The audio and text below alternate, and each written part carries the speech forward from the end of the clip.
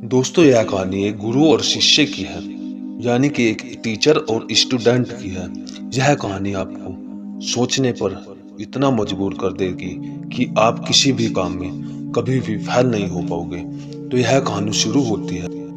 एक समय की बात है, स्कूल से बाहर बारिश हो रही थी और अंदर क्लास चल रही थी। तभी टीचर ने क्लास के सभी बच्चों से एक सवाल पूछा, अगर तुमको 100 रुपए का नोट दिया जाए तो तुम सब क्या खरीदोगे? किसी ने कहा मैं वीडियो गेम खरीदूंगा, किसी ने कहा मैं क्रिकेट का बैट खरीदूंगा, किसी ने कहा मैं अपने लिए प्यारी सी गुड़िया खरीदूंगा, तो किसी ने कहा मैं बहुत से चॉकलेट खरीदूंगा। एक बच्चा कुछ सोच में डूबा हुआ था। तभी टीचर ने उस बच्चे से पूछा, तुम क्या सोच रहे हो? तुम क्या खरीदोगे? बच्चा बोला, टीचर जी, मेरी माँ को थोड़ा कम दिखाई देता है तो मैं अपनी माँ के लिए एक चश्मा खरीदूंगा। टीचर ने कहा, तुम्हारी माँ के लिए चश्मा तो तुम्हारे पापा भी खरीद सकते हैं, तुम्हें अपने लिए कुछ नहीं खरीदना क्या? बच्चे ने जो जवाब दिया उससे टीचर का भी गला भर आया। टीचर के भी आंखों में आंसू आने लगे।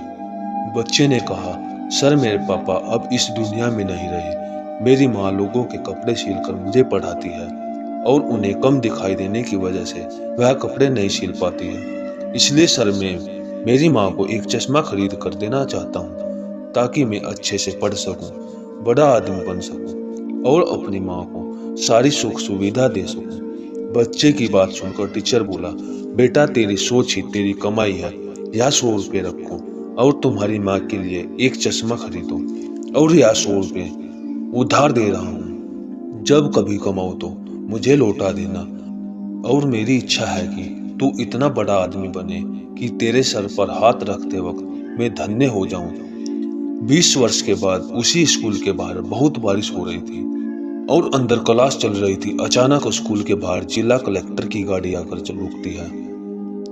जिला कलेक्टर की गाड़ी आकर रुकती है। स्कूल के स्टाफ चौकन्ना सा रह जाता है। स्कूल में सन्नाटा सा छा जाता है। कुछ समय बाद वह जिला कलेक्टर एक वृद्ध टीचर के पैरों में गिर पड़े हैं और कहता है, सर, मैं उधार के 100 रुपये लौटाने आया हूँ। पूरा स्कूल स्टाफ दंग रह जाता है।